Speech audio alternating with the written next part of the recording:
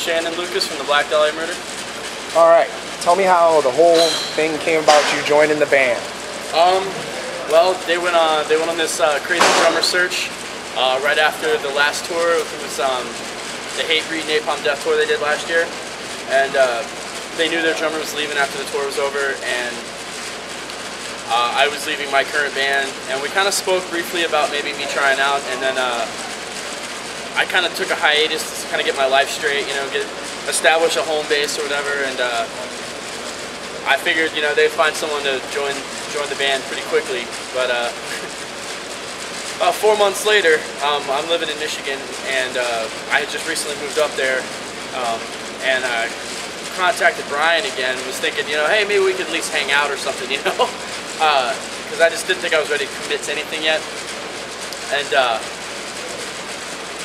they were still looking for a drummer, and Brian was like, are you going to come try out or what? And I was like, I don't know, man. I don't think I'm ready to go touring and whatnot yet. You know, I just need to take a break for a minute. And about another month or two later, I was working at Guitar Center, you know, selling drums to kids and just hating it, you know, going, man, this can't be it, you know. I don't want to feel like it has been. And I was just itching to play again, and they were still looking for a drummer, so finally I called them up and was like, hey, let's do this, you know. And they actually came down to my work while I was working, and I actually auditioned on a Roland electric kit. Nice. And like I had like Bart and Trevor were like keeping a lookout for my boss to make sure he wasn't going to come back there, you know, and yell at me for not working or something. So I jammed out a song for him. It was really awkward because they were just kind of standing around me, you know, and I was just sat down and was kind of like, here I go, and played a song, and then the rest is history. How far into the process of Nocturnal did you come in? Was it from the beginning? Pretty much the very beginning. Like when I joined, Brian had like maybe 2 skeletons of some songs that he had recorded on Pro Tools, you know, just some guitar and some basic like drum machine stuff that he had put together, which actually sounded really cool. And, he may have had like 2 skeletons of songs, and I had to come in and like learn all this old material to prepare for like Metal Fest and whatnot, and then immediately we started writing the new record. So Pressure 1 to 10, 10 being the most difficult of pressure during the album process. I think as far as writing goes, like Brian did the majority of the writing, so I know the pressure on him was intense. Probably a 10. For myself, it was like, for me, it was a lot of pressure because there was a lot of heat on who the new drummer was going to be, and a lot of kids were, you know, worried that they weren't going to get someone that was going to, you know, be as good as either Zach or even Pierre. Pierre was a machine. So I knew that whatever I did on this new record had to be like beyond anything I've ever done. You know, I had to push my limits and do things I had never done before. So, in a sense, the pressure was definitely on. Like I'd say probably an 8 or a 9. Just to, you know, just to write a record that was gonna like bring this band out of this darkness that they were in. You know, like, but once the record was done, I think when we were heading into the studio, we all knew we were going to be all right, you know, because you had a lot prepared entering the studio. Yeah, and I think I do pretty well in the studio. Like I don't feel like I get too nervous or anything. Like the studio is not. It's always frustrating, but you know it's not as bad as getting the record together in such a short amount of time. Which I think for the amount of time we had, I think it came out spectacular, you know. So. All right, first song done. First song done, Virally Yours. That was the first one that Brian brought to the table, and we all learned it, and we actually played it at Metal Fest, which was my first show with them, which was pressure on probably 10, because they were filming it for the 25th anniversary Metal Blade thing, and like, you know, everybody's there. Brian Slagle's there, every manager and agent is there, you know, everyone's watching, and I knew a lot of guys from, you know, my previous band touring and stuff, and so they're watching me going, okay, we haven't seen him play this type of extreme music before, let's see if he can do it, you know. So the heat was really on for me that day, which I was just super excited to get that first show out of the way. But yeah, Virally Yours. It actually got put up on YouTube. Somebody filmed it. We played Bloodfest in Michigan. Someone filmed it, put it online. So Last song done. last song done would be I Worship Only What You Bleed, which ended up being like one of the coolest songs on the record. It's a real short one that we ended up putting on our MySpace. But it's like real fast and real brutal, and I think it kind of showcases a lot of different things. All right. You're out supporting the 25th anniversary tour. Bands that are on it. Tour, how's it going? This is probably the most fun I've ever had on a tour in my life.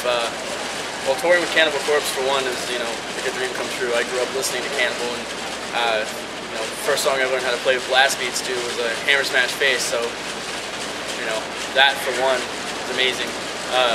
Bands like the Red Chord, you know, we've toured with them a lot. I've toured with them in my previous band a lot, so it's always nice to have good friends. This guy from the Red Chord. Goat Horror, amazing guys. They're a killer band. Their music's very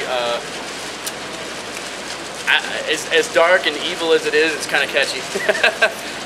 The Absence, upcoming warriors, man. They're intense.